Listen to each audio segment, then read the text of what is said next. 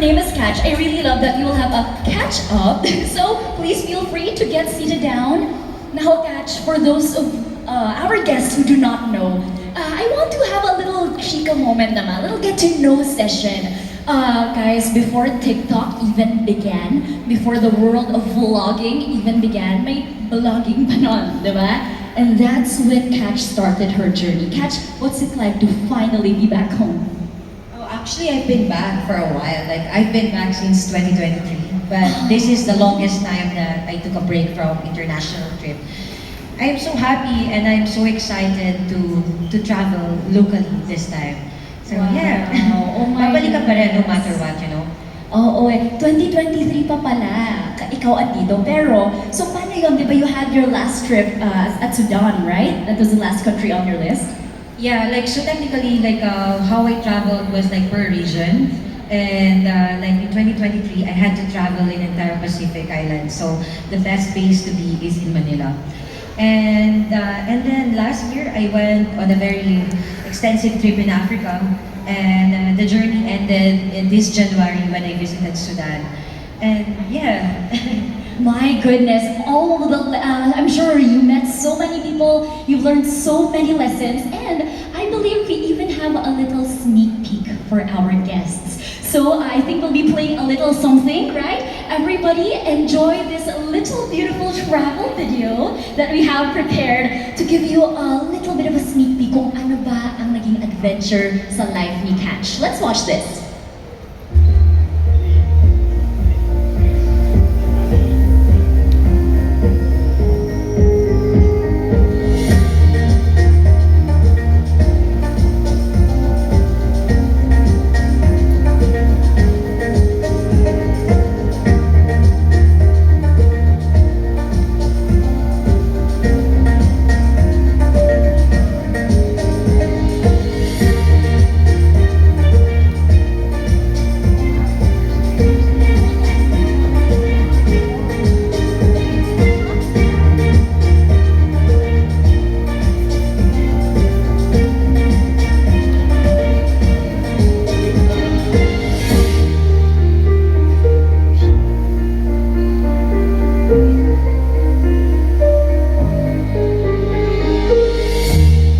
My goodness, a round of applause everybody for that wonderful collage of a video.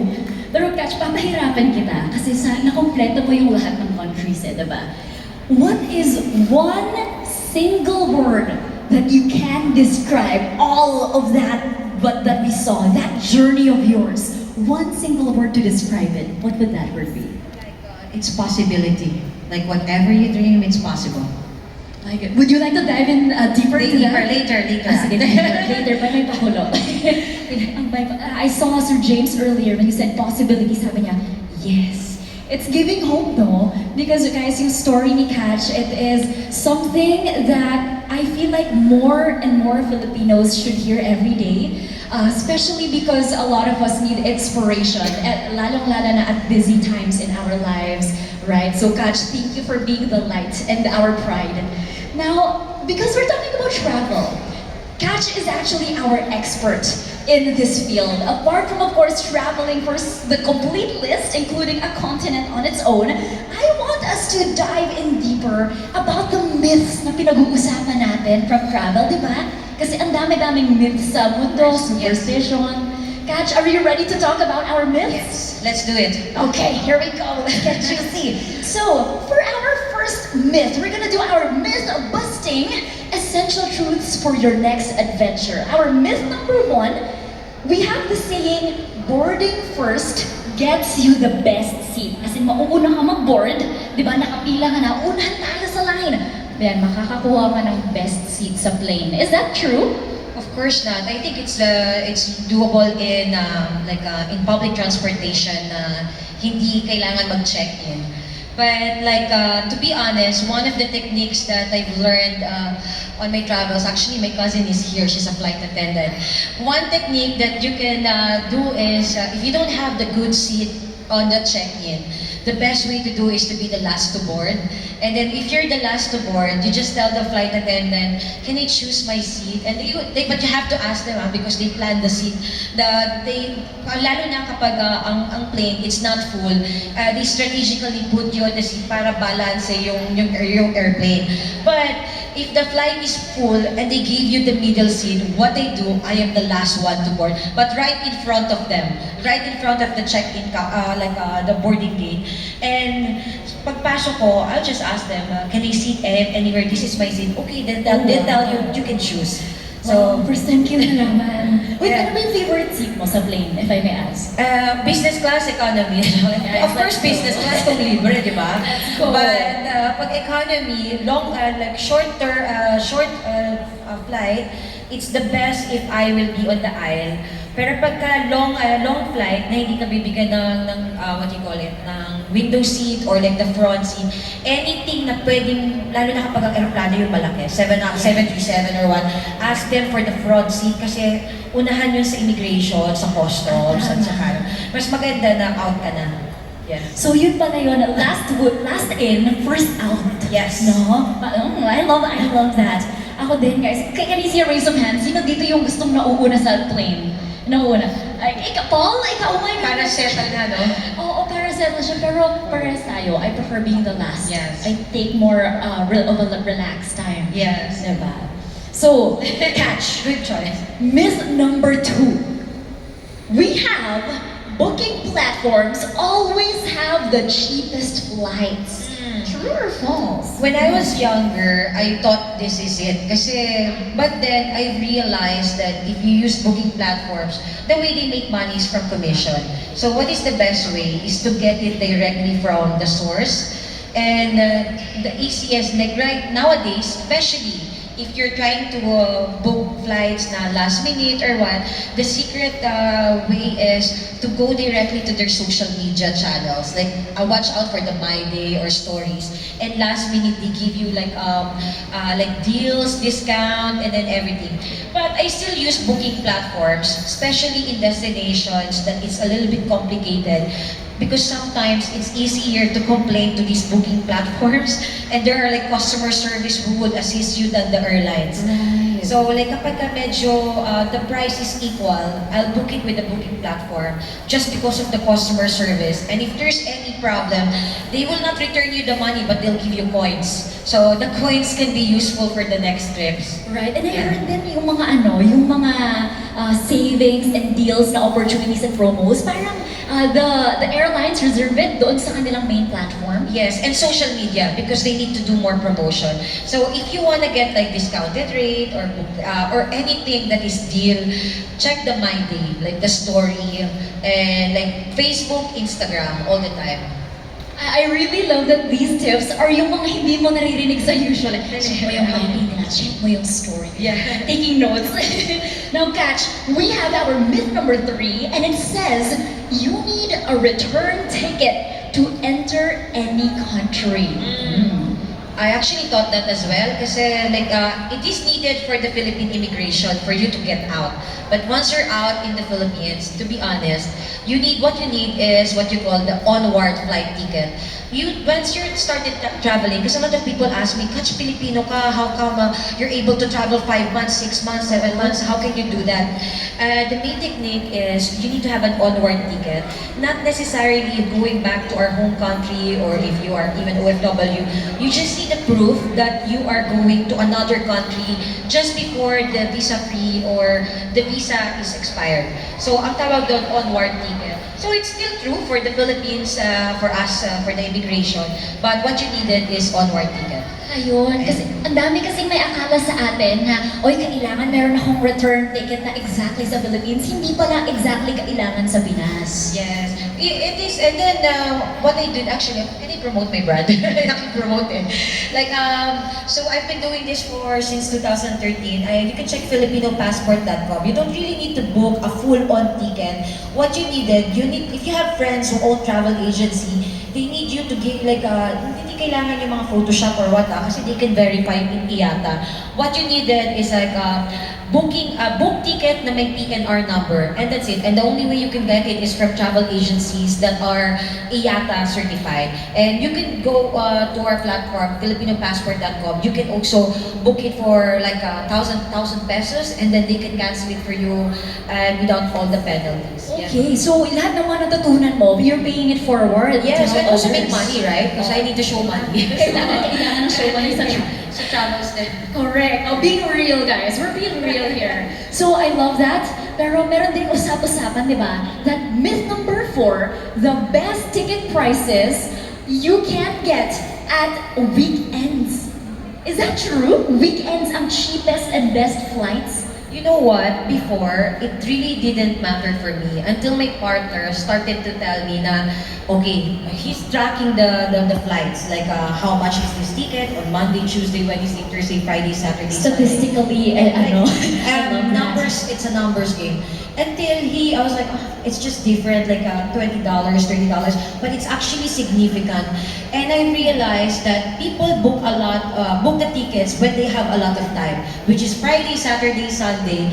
And when that happens, you have the free time, that's when they know that you have to book it, that the prices goes up. So the best way and the best time to book your ticket is from Tuesday, Wednesday, and Thursday. When everyone is busy with work, no one, and then, you know, maybe the airlines have their quota na kailangan ma-fulfill for that day, right? So, yeah. Okay. I love that parang kapag lunchtime, hindi kayo pipila dun sa maraming tao. Exactly, yes. Same concept. Yes, you So, got it. meron bang specific time on Wednesday, Thursday, and Friday? Or any time lang during that day? I think it's better if you book it during the wee hours, like when everyone is sleeping. Or I think ang suggestion ko, like pa-end ng day, or like at the beginning, at the best is like maybe the beginning of the day. So, you see, it's better if you track it yourself. So, you have a flight ticket that you want, and use the Google platform, and then check mo na yung kung ano yung changes. And then, you could guarantee to yourself na, ay, oo nga. Oh, habang nag-breakfast pa lang sila, ikaw nakabook na ng napakagandang pasyong ticket, di ba? Yes. And guys, I'm just emphasizing how much of a powerhouse this woman is. Hindi lang siya lover of the world in a creative way, but she's applying her economics degree and getting the best flight prices. I love that. So let's head on to myth number 5. We have applications are the only way to find flight deals. To be honest, the technology really helped us. Like, it really helped me big time. I'm using Trip.com, Booking.com, Airbnb, Hostel World, hotels. Like, I use everything. Google Flights, Momondo, like lahat na. Ito mo. Kahit yung hindi nyo alam, Yeah. ginagamit. And you can find all of these deals. Kanya-kanya sila nang diskarte. Sometimes, and as I've mentioned, you go directly to the social media of all of the airlines directly. And then, there's also one way. Guys, do you know that each airlines, they have alliances. They have like One World, they have Star Alliance, they have these things. You should check as well those alliances, websites. And the apps, like really, it's better if you can adapt and use all of them. But there's also the alliances and the direct booking platforms. So malaking tulong din pala talaga yung mga booking platforms. Kala kasi natin, di ba, sometimes ay extra step lang. No, they actually do intentionally make things practical for us, Yes, no? yes. Okay. So, folks, those were just our first 5 myths, but Catch, I want to thank you very much, no? Kasi I feel like a lot of our beliefs here, lalong-lalo na ang sabi ni ganyan, sabi ni ganito, trending, ito daw yung nangyayari. Apparently today, we've learned from the pro-expert, all-around girl, na ito yung mga myths. Grabe naman, thank you. Parang hindi na ako makakapag sa kanina niya later. Okay. But guys, by the way, I think Catch in her past life also hosts, no? Kaya kailangan ng lahat ng racket, di ba? Oo, Pero feeling ko naka-podcast lang tayo. Yes. Kaya sa mga taong nanonood here at our Newport Mall, if you are hearing our voices, yes, we'd still like to invite you to join us here in our talk, because right now, we will take it a step further. Okay, but from myths, we are going to move on to global travel hacks. These global travel hacks, alam kong iba-iba tayo ng natututunan, di ba? And Catch with you all around the world, from Asia, Europe, to the West, everywhere may napupulot tayo in our travels. And along the way, from food hacks to shortcuts, even yung mga cultural etiquette, diba? Yung nagtitip, yung ibang country respectful, yung ibang country medyo hindi as respectful. We want to learn about that. So Catch, about our global travel hacks, let's start with a place na medyo malapit sa Pinas. The land, guys, hulaan niyo muna. Where is the country na land of the foe? Can you tell me the country? Vietnam. Galing ko, guys. May history class, may geography classmates. Let's start with Vietnam, shall we? What are the global travel hacks that we can bring or apply kapag nasa Vietnam ang ating travelers? So actually, my experience in Vietnam, like I started my nomadic journey in the Pancake Trail. So I don't know if you guys have traveled around Southeast Asia. There's this trail, it's called like the Banana Pancake, Thailand, Laos, Vietnam, Cambodia. And I traveled extensively in Vietnam for 6 months. And that's when I started online teaching English. I was like thinking of ways na I don't know how I want to go back in the Middle East or go back to the Philippines. And one thing na if you guys have been to Vietnam, you already know the problem. Na it's not a problem, it's the life of their motorbikes. Pero parang kung pinapanood mo, paano ka makaka-cross ng road or what? Ang natutunan ko from the locals there, you cannot be afraid. What you have to do is you have to walk slowly and steadily like across the street. Walang adjustment sa timing mo, hindi yung atras abante. Kasi kapag nangyari yon, it will be total chaos. Like lahat sa bangga-bangga na. What these people are doing, they will dadaanan ka Sila nila. yung mag-a-adjust. Yes, mag-a-adjust. Pero kailangan, bago pa naman sila makarating sa'yo from afar, they already knew what is your speed and where you're going. So you need to make sure you look forward kung saan ka pupunta, and then you just walk slowly and steadily. And then for Vietnam, yeah, that's the main technique that I've learned from locals. Kasi ilang beses akong natamaan ng mga motorbike, you know. Sikat pa naman doon, no? Yung Yeah. parang galing ka sa gitna, tapos yung tatawiran mo, there's this parang, parang circle. Imagine you see circles, tatawid ka. Yes, to get the to roundabouts. Yeah. Yeah. And another thing for Vietnam, if you guys are visiting Vietnam, be careful as well with the money. Like, not be careful or war what, but just be aware that the 10,000 dong is similar to 100,000 dong. So, just tip and trick bago kayo pumunta. Kasi baka biglang bayad kayo ng bayad, tapos tataka kayo, oh my gosh, may nagnakaw sa akin. Wala, mali lang yung pagkatingin nyo. Oh So, my yeah, God, magkaparehas. Vietnam. Makulay. Ng kulay. Visually, madaling malito. Yes. Pero ito talaga, it will save your life. And technique, you need to get travel insurance before going there.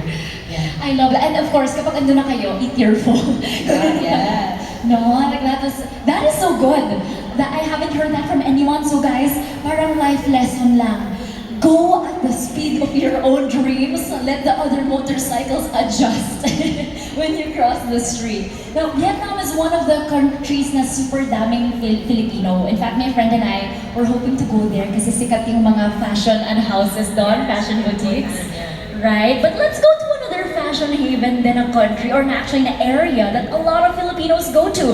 This time, let's talk about Europe, shall we? And at Europe, we have, if we talked about motorcycles at Vietnam, sa Europe naman, you have trains. Pwede kang mag-train from one place to another, or you can also do flights. For you, ano ba mas masasuggest mo?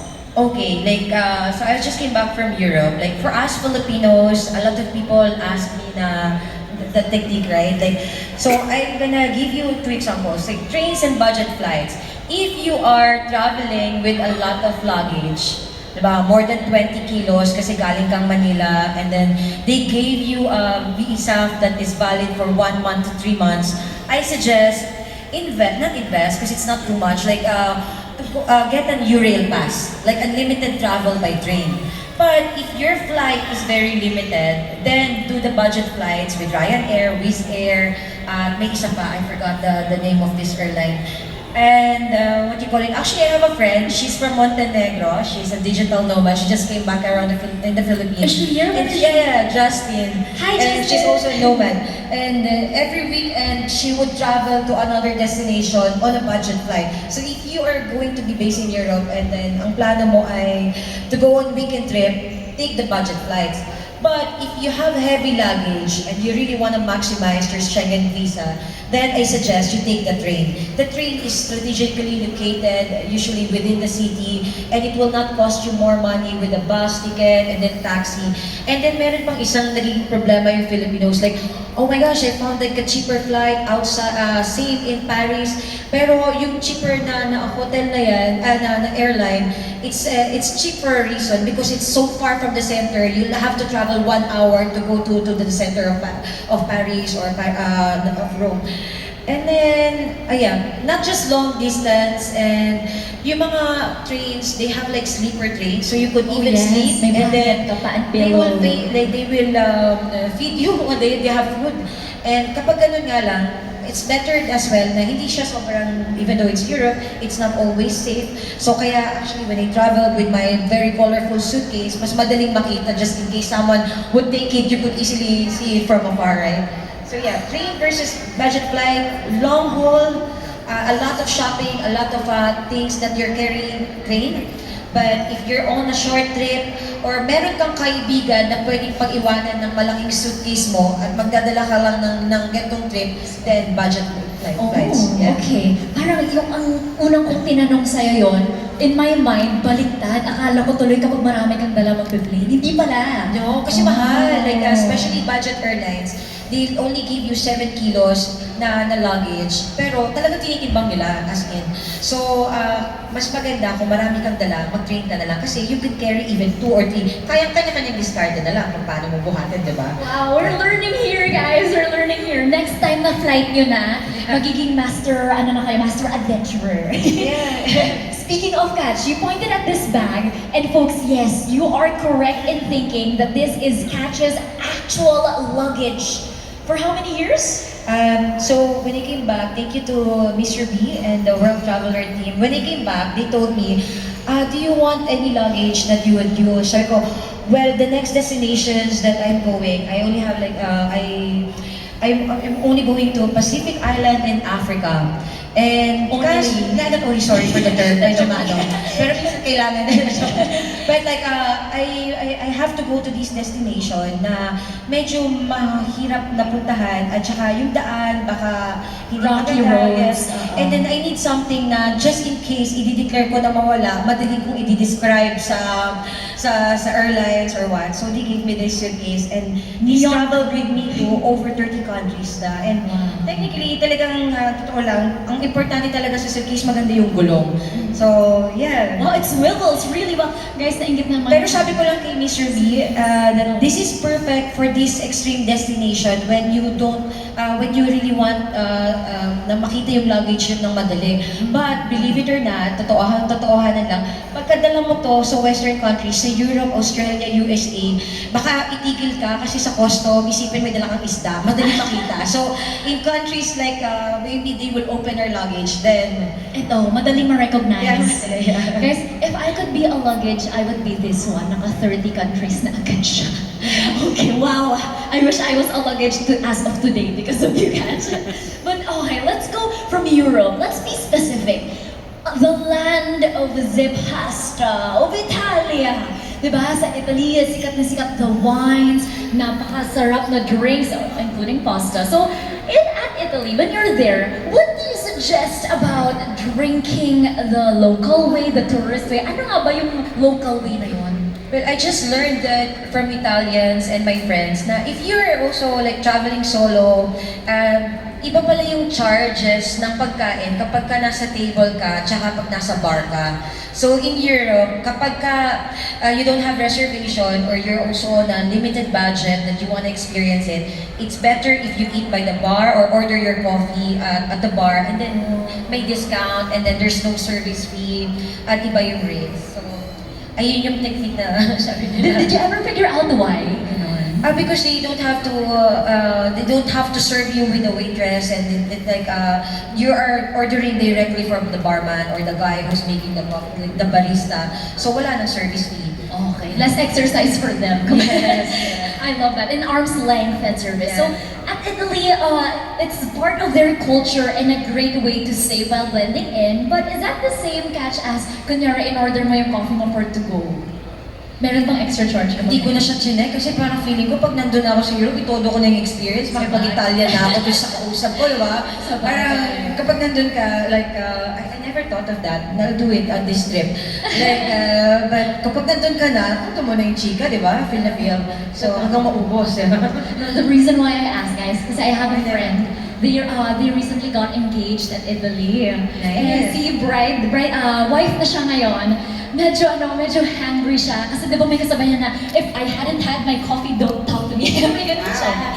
So, ito naman si now husband, nagpa-panic na kasi syempre nag-hire siya ng local Italian photographer na naka-timing lahat. So sabi niya, sige na nga, i-fake out na lang natin yung coffee, ganyan-ganyan. While bride was hoping to have yun nga, a slow Italian morning. Needless to say, they're happily married now. But yeah, lessons from Italy, stay at the bar and enjoy your moment. Okay. Now, of course, if we have Italy, let's go to a country na medyo kind of similar naman sa atin. Mapapalayo tayo because this next country is Argentina. Not all people, not many Filipinos go as much as we would expect. Pero sikat na sikat yan sa sports, sa football, di ba? Si Sir Jace, parang avid sports fan. So, at Argentina, they have the saying, stretch your dollar with the blue dollar exchange. What does that mean? Actually, I don't know now if it's still the same, but during the time, when I started traveling, like I spent 3 years traveling and backpacking in South America because for us Filipinos, we're mostly visa-free in this country. So, 3 years paikot-ikot lang. And then that time, Argentina, what do you call it? I'm just gonna give you backstory. Like in Argentina, I was only able to travel there because I have a valid US visa. And with the valid US visa, as Filipinos, we can get the e-visa. But so during that time, I'm not sure if it's still the same until now, and I hope it is. That's the country where they recommend that you bring US dollars, like a brand new US dollars, and then you don't exchange it at the airport or stuff, but they call it the black market. Like you go to the cuevas, and then the exchange rate on your phone is different when you exchange it directly there. So like during that time, I think I had like kasi backpacker ako noon, di ba? So everything is like a limited budget. So I felt like when I had the $200 that I exchanged, I was able to like it became like $500 equal value. So one technique, I don't really recommend it, but tayo-tayo lang naman. But if the country is, if you love, one of the things that I enjoy doing is read the current events. If the country is having difficulty with the currency and international trade, like Argentina, Turkey and stuff, and you love to go shopping, go there, bring a lot of dollars, and then that's when you could really maximize the money that you have. But I don't know, this is the only country that I recommend that. But there are countries in Latin America, like for example, Uruguay. There you don't bring dollars, your dollars don't have the value. If you go to Uruguay, it's according to their law, international credit card automatically gets 22% VAT.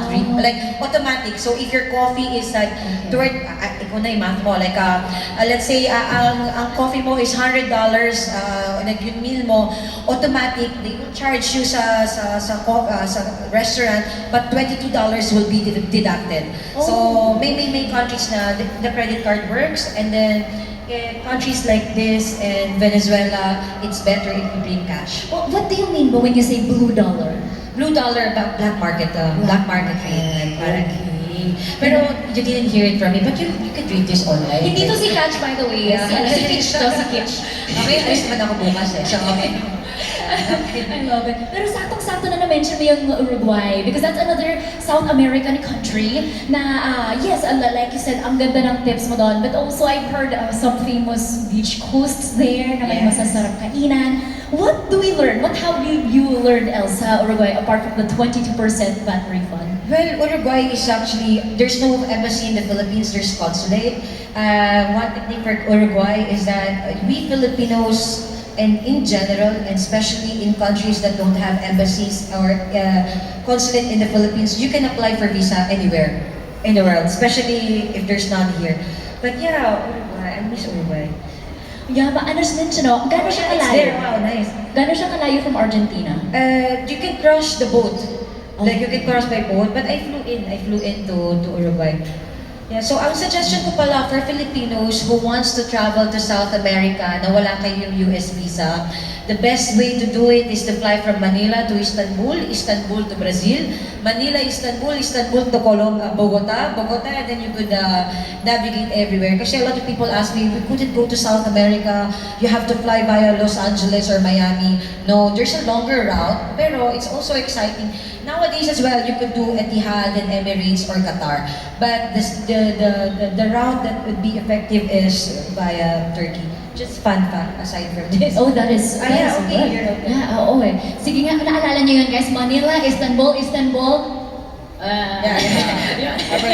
So, dahil doon, please don't forget to follow us at World Traveler Global para maalala nyo at mapanood nyo ulit yung route na sinabi ni Catch. I think yung route din na sinabi ko are like, or the name of their suitcase. May mga suitcase brand. Oh yeah! Suitcase line nila. Perfect. Oh, fun fact for everybody. That is a fun route. And Yeah. it's also the names of our luggages. Dahil dyan, guys, can we all give a round of applause to Catch for giving us some pro tips? Honestly, tips that I have not personally heard anywhere else except for this. But alam naman natin sa travel or sa life in general, Catch, hindi lahat ng bagay na yung mga mabibigat na stories, the meaningful ones, not all of those make it to Instagram.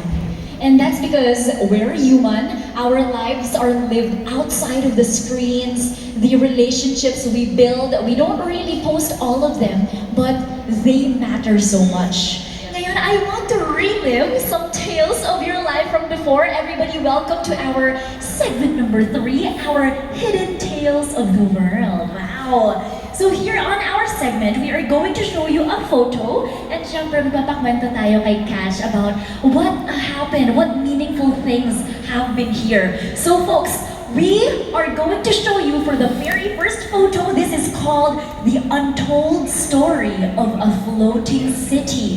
It's at Nigeria. You see Catch there surrounded by the kids. What was this experience, Catch? Oh, it wasn't good. Anyway, it's not good, but it's okay, we can talk about it. But before that, I actually brought my passport. Like, wherever I go, even though my partner, I've met my partner while traveling as well in Bratislava. Guys, so Yeah, traveler as one well. more- Yeah. One more reason. Yeah. Wait, nakasan nga natin. 1, 2, 3. So, if you aren't encouraged yet to travel, that's Yeah, another to be reason. honest, kasi sabi ng mga friends ko, dito daw, well, when I got single, you know, you use these dating apps, diba, Tinder, Bumble, or what. But to be honest, mas madaling makamit kapag nag-travel ka abroad. Yung iba, sabi nila, punta kayo sa Siargao, doon mo makikilala yung mga jowa. Hindi na ubus na yung pera nila sa flight ticket, no? You better go to where they are, tapos, doon ka na, para ikaw naman yung detour, di ba? Tsaka may budget ka. Mas naka-experience At saka yung ka level pa. mo. Oh, yes, Yeah. that's true. Oh. Pero, it's an investment to yourself, and it's a stamp. And then, na-meet ko siya sa castle also, di ba? Saan? Sa isang castle. Like, we have a friend, so... She's a princess. Like my friend, yeah, I have a friend and she's the fifth Filipina to visit all the countries in the world. And then she gathered all of her friends who visited like so okay, I'm a traveler, pero there's a group of traveler who are competitive travelers, like counting countries. And yeah, ganito yung love life, no?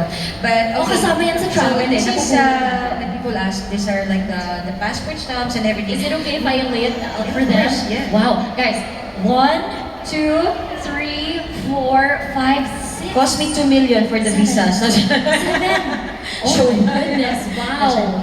Anyway, oh Nigeria, be careful. But if it's really necessary that you really want to experience something so cool in your life, then you go to Africa. If you really think that you've grown as a person, pero there's no guy, like not sure, go to Africa. Then you would know na kaya mo pala, that they test your patience. So I went to Nigeria. There's this village, I think Makoko, something Makoko, like that. Lagos. Makoko, in Lagos.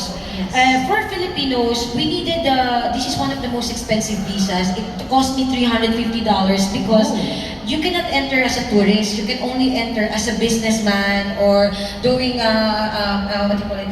So thankfully, May transactions kailangan. In short, hindi madaling puntahan. You really have to have a specific business in order to go there. Yes, pero ang business ko was like, I was thinking of organizing tours because I also started my Travel with Catch venture to bring Filipinos to off the beaten countries. Pero sa totoo lang, na-realize ko, huwag na lang, dalhin ko pa sila doon, magka-problema, di ubus pera ko, di ba? So it's better not to do this trip. It's good that I experience it. But this place is a little bit of a sham. I work with one group of company who wanted me to donate things for the school to build. They really built the school and they really brought students, but only because you're there. So what happened, since I'm on my spiritual journey, I've met these kids and I just walk around this slum area and I ended up like just donate, walking around, instead of donating to that school, I bought like 10 electric fans and then just donated it to 2 different churches na pagkasabi ko, pagdasalan niyo po ako, sana matapos ko na itong Africa, nabuhay po ako, like I'm done, pwede pa ako mag-jowa or what. So, just salan niyo po ako, and nagdasal naman, then, like that the thing. And then it's actually there's a reason why a country is dangerous and that's it. So, ang technique lang, ganyan ang formahan. Simple, stay simple. Yeah. But to be honest, even if it is a dangerous country, look at the kids. They seem to Yeah. be welcoming you, no? Because you gave them candy, so that's why, di ba? Kailangan, di ba? Ang nasa maging mabait sa lahat. And they will be nice to you. But it was a good experience, so. Nice. So if ever you find yourselves here, folks, at Makoko, be simple. You can learn about the culture, pero yes, they always watch out na according to Catch. Okay, sige, let's head on to our second tale. We have this time, I feel like people are going to be excited. This is from Morocco, Marrakech. I personally want to go there, guys. Right, you can go. I can diretso lang yung airport. Hindi kasi, di ba, yun yung mga textiles, the prints, all things good. And folks, this is the land of fresh braids, colorful markets, and group travel come in full swing. So, Catch, what's something about Marrakech that travelers are medyo nami-miss out nila? And what did you only discover by being on the ground and exploring? Oh, I love Morocco. We Filipinos, we are visa-free to enter Morocco for 30 days. And I know it's too expensive as it seems to go there, but I'll give you some techniques of the flight route. It's better if you fly from Manila to Dubai or Abu Dhabi, and then from there, you fly with another budget airlines, Air Arabia, fly Dubai to Morocco. And really, even like maybe 20,000, you'd find. Just find something to go to Dubai. Like anywhere that you go to an Arab country, it's better if you fly by an Arab destination, like in the Middle East. Or Istanbul. In Morocco, I've been to Morocco quite a few times, and there's one thing that I've learned from that country: you never hustle a hustler there. So, when you say, like, di ba, we Filipinos, we hustle hard and we're hustlers in our own way, but not in this destination, because if you hustle them, don't worry, they'll get it back from you later on. Oh my goodness, So, totoo lang, like they will be nice and about, but I'm telling you, these people like it took them how many days to get to reach there, and they are just they're there for the money. It's good to buy friendship and everything. And in Morocco, sa mga bazaar and market, I have one technique that I actually talk about in my booklet before. I don't really read what are the things that you should do in a new country, what are these things, because you can learn it upon arrival in the country. But what I usually do before traveling is I research for the scams. What are the scams that I'm gonna deal with? So when for example, I knew like in Peru or in Morocco, may duduroan kinala or what, like kahit na tain na or whatsoever, sorry for the word, I will not even clean it because they would take things from you. So, Distraction. Yeah, distraction and everything. And in the bazaars in Morocco, there's many. And especially for a new traveler, tuwang-tuwa ka, oh my God, gagantuhan na nila. It's for free, it's for free. And then, even yung pagbe-braid, like sabihin nila, it's free, try lang ng isa. Tapos pag hindi mo tinurog, you're not bad, I'm not discouraging you, but it happens. It happens. And then, they will like tattoo you, and You don't, pero you'll realize that if you don't, they'll say, it's okay if you don't want, but the next thing that they're gonna put on the tattoo is something that you cannot remove for 30 days. So, you know, like, they will keep going. So, the main thing technique in countries that have bazaars and a lot of hustlers is you never hustle a hustler. Oh my goodness. So, it's better you just don't say thing, or just say you don't speak English, or you're busy, or anything. But not just in Morocco, but all bazaars in the world that there's no, it's like open pass. Like everyone is there just to get money. Guys, can you repeat that? Never hustle a hustler. Go! Yeah, I love that. Hindi na natin makakalimutan yan. But feel free to be a hustler because, you know, we Yeah. gotta grind for our travels. So, okay, wow, noted on Morocco. Yeah. Now, let's go to a hidden gem in the Atlantic. This time, pag-usapan natin ang Santiago Island at Cape Verde. Wow, look, this is you holding a pail on top of your head. Wow. Not many Filipinos kasi talk about this place. Pero, what year did you go to dito? Well, I was actually, during the time, I was on a West Africa trip. Like, I started in Cape Verde, Senegal, Gambia, and other places. And this is one of the places that we Filipinos can visit visa on arrival. Oh. But ang hassle lang for Cape Verde, to be honest, is you have to fly via European countries unless you cannot enter Europe. You can enter via, what do you call it, Ethiopia. Okay. Yeah, they are very similar to Filipinos, similar culture, and yeah, I need it for photo. Nagaganyan dati yung similar culture sa Filipino. Di ba nagaganyan ata dati yung mom ko kapag naglalaro Yeah, di ba? sa house? The hospitality is similar, but not of course like yung ganyang mga ano, but the values are similar. I see. Well, that's really nice to hear though. Any untold stories from Cape Verde that you would like to share with everyone here kapag nagpunta sila? Well, the untold story, I don't know if my friend is here, not sure if she arrived, but this is my friend's dress. And I lost a luggage coming from Morocco to Cape Verde. And I was wearing this clothes for the same time for like 4 days. And I have a technique, guys, one more technique. I didn't pinili niya. But do you know that if you lose your luggage, if you lose your luggage, not you, the airlines lose your luggage, the first thing you're gonna do, don't panic na, oh my gosh, galit na ako sa kanila, whatsoever. What you're gonna do first is go to the office and file for missing report. Kahit dumating yung luggage mo after 2 hours, mag-file ka kagad ng missing report. And that's what I did. I have this as a hand carry.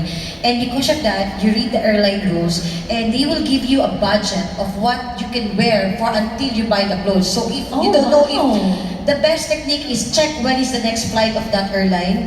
Kapag ang airline ay darating na it will arrive after 1 hour or 2 hours, then you cannot buy a lot. But if the next flight is the next day, then you can shop and there's no limit. So technically, this was my clothes and I was sad, but then I knew like you need to read the fine print, right? So I went crazy shopping. Like I went shopping and then until they returned my money because it's according to the law of the airlines. Then I got new clothes after this. I didn't need the old clothes that was a little bit missing. So one technique is when you go to a new country, mawala, automatically get the report and just tell them, thank you, take your time. And then start to send an email if you just want to guarantee that, like just to inform them that is, then start shopping. Pero ang i-shop nyo is based on kailan darating yung next na luggage nyo. Oh, that's so smart. My goodness, that is a very practical tip.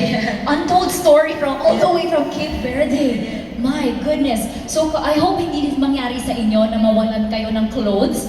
But imbis na sasabihin ko, I'm sorry nawalan kayo ng clothes. Sabi ko, oh my goodness, nawalan tayo ng shopping. So one thing Enjoy. when you go to these countries that I visited, just bring your old clothes unless talagang susyalan yung pupuntahan. Just don't bring the expensive ones. Or if you bring, take it in your hand carry, like this bag. But Parang anything that would check in, just think of it, it's okay if it's gone. I'll have new stuff. So Looking on the positive side of things. I love that. Her positive vibes shining through. Now let's go to a country that is famous for their iron ore train. This is everybody, Mauritania. Wow! And you are, you turned into a grabe traveler na nga, gymnast. Grabe, we have this as the story from the world's longest train at Mauritania, Africa, right? Yes. Kash, what's the story most people don't know about this journey and what's it like to be there? Oh, now it's illegal, so it's more exciting, di ba? But during that time, We love a baddie. that time when nowadays it's illegal, but during the time I did it, it was legal. We are still like the last few batch. I think it was like 2021 when I did this. This is the famous iron ore train wherein you sleep at the top of the train for 16 hours. And the longer the traffic along the route, the longer you would be watching the Milky Way. And so Mauritania is a country beside Morocco and Western Sahara, which is not a country, it's a territory. And this time, you sleep on top of this train for 16 hours. And for Filipinos, we can get visa on arrival as well. And the best way to get there is via Morocco. And that time, actually, I was with a group of friends. It's exciting to travel here with people that you know because you are going to be in one train na pare-pareho kayo gagamit ng toilet. So if you don't know these people, you know the corner, di ba? So ideally, you do it. But now I don't think you can do it unless you pay money with sa government. So, you know, like this kind of adventure, I'm an influencer. It's actually good that we promote it, but the more the destination gets so famous, they start to, and then like, strict, no? yeah, because they know that they will make money from it. So, kapag may mga ganito na kayong nakita ng mga trails or anything, make sure you have travel insurance. I insured myself very well nung naginawa ko to. So, yeah. Always come prepared, as we say, diba? Yes. Always come prepared. And I love that story that you shared, Ha. That is something, at least a baddie like you got to experience it in 2021. Who in their calm selves would see themselves a moving train ba to? Yes, kapag kaka-break mo, pwede ka dyan. Yung alam mo yung talaga, pag malungkot ka, like people are asking me where are the destinations to go. You do the extreme. Like if you're heartbroken, do something, you know. Wild, no? To shake your soul! Grabe, Yeah. she really, kumuha pa siya ng tren pang shake ng soul. Pero, wow, that is such a wonderful story to share. Kahit na siguro hindi pwede legally pumunta ngayon, maybe in the future, who knows, magkakasama pa siguro tayo. Tayo yung Yes. isang group doon. But okay, let's bounce off to our next stop, which is at Pakistan. This one, wow, beautiful printed red skirt, very much oozing with tradition. This is at Hunza Valley, and we call this the side of Pakistan you don't see on the news. And I'm pretty sure, like we say in Instagram, hindi lahat doon nakakarating, hindi lahat ng live happenings go online. This is one of the sites that Catch we want to talk about. Ano ba yung untold truth about Pakistan that travelers should know outside or beyond the headlines? This is one of the top 3 most beautiful countries that I really visited in Asia and Pacific. It's like so beautiful, like the nature and everything is so beautiful. But it's not for new travelers because it's a little bit dangerous. Not because of the danger of like may makukuha ba sa'yo or what. But actually, this is one of my most life-changing trips. I got involved in a very dangerous car accident. I still have it here. I was not able to walk for 3 months because of that. Kasi they are not really regulated. Especially in countries that is not heavily regulated, the danger for accidents are like very high. So I was involved in a bad car accident in Hunza Valley.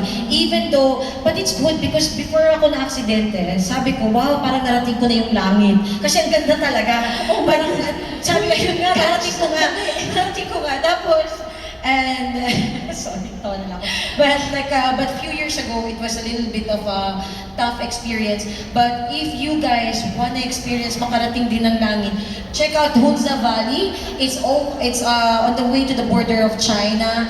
May snow and maganda siya. And people would think, especially if you work abroad, na nakakatakot, baka mataas yung crime rate or anything. But because the reason why some people think that it's a high crime rate, because we don't see the news about the good side of this international. That's true. Parang stereotype siya. Yes. Ayan, Ayun speaking na of nga speaking of heaven, biro lang. Yeah. No, pero just needless to say, in that car ride though, were you inside the car naman? Yes, I was, basta ang pinaka-technique, tip ko lang talaga, okay, ito na. Diyan lang kayo mamimigay daw sila ng suitcase, kaya alam ko Oo. naman, nandyan lang kayo para sa suitcase. Pero enjoy na lang po. Magkaka-raffle kasi tayo. Parating na po yung giveaway nila. Oo, nalaman tuloy yung surprise natin. But yes, you were saying, you were safe inside the car naman when this happened. Yes, I was of course, like yes, my driver had a very, and actually that's how I changed the way of thinking after I traveled. Because before Pakistan, I've been to 130 countries. And parang alam mo yun, parang sisiw na lang sa akin lahat yan. It's easy, I Pro can ka na navigate eh. it Oo. until you reach there. Like you cannot, in traveling, that's why I love it. You can never be a pro. Like even with visa application, I am more thorough na kaya, doon dami ko ng visa, tapos ma-reject ako. So it's harder. So in traveling, it will always put you in your place. Wherever you go, like it will always humble you. And kung hindi ka man humble, it will humble you. So like, pero kailangan you need to show braveness and then hindi ka pwede. Grit talaga. Yes, Oo. and this destination changed the way I think that I should start caring, not just for my travels and on my own ego, but I just don't wanna do something again that maybe I will be on the next national news. Like itong Pilipina na Nasa news pero na parang scary pa. wag gagayahin or what, diba? So, but just promise yourself that when you travel, like you also represent your family in the country. So, Oh, that's really nice, Catch. Ang ganda nun, ang ganda nun. Wherever you go, parang think of yourself that you are representing your nation as well. yes, pag hindi, tell them you're different nationality. O, di ba? Extra tip yun. Oo, Okay, gagawin niya. practical tip din, na-joke lang. Pero, Catch, napakaganda. I just also want to ask, here at Pakistan, since you will experience an accident, no, were the people able to help you? You know what's the best thing though? A lot of people ask me, Catch, are you not nervous about traveling around the world?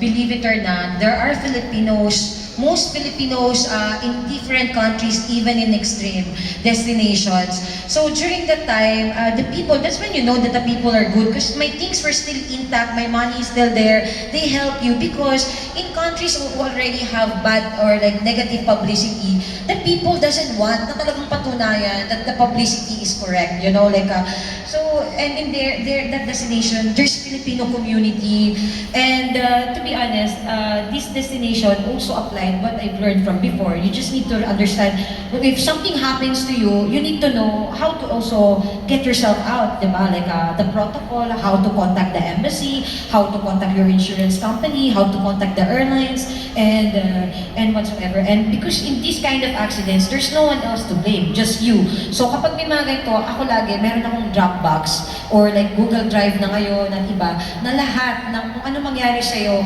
kung meron kang kahit last will or everything, nakaisang intact lang. Oy, wow. Yes. Prepared to prepared Yan, na kahit naman. wala kang masyado, di ba? Grabe naman siya. Saan pupunta yung suitcase ko? Diba? Pero I really love these folks. Super many stories that we have unboxed today, we have unpacked today from different areas of the world, and we have Catch to thank you for. So can we give her one more round of applause for being the very first guest, Catch, of our travel sales? Oh my goodness, and dahil kasama namin kayo, you have been listening to us, and we also are hoping to travel with you because for this time, Catch and I will be announcing 3 winners of the World Traveler Essentials. 3 winners, everybody. So, that being said, Catch, can we stand here for a Yes. moment? Palakpakan muna natin si Catch because you guys. wow, I hope na-inspire kayo sa story niya. And right here on stage, we also want to call on stage Miss Ruby Palma to join us as we pick and announce and reward. Actually, you know what, para mas kasya tayo, let's take it downstage, oo, para all of us can fit. And also, may we invite as well Miss Sheena Valencia of the Travel Club to join us in front for our awarding, all right?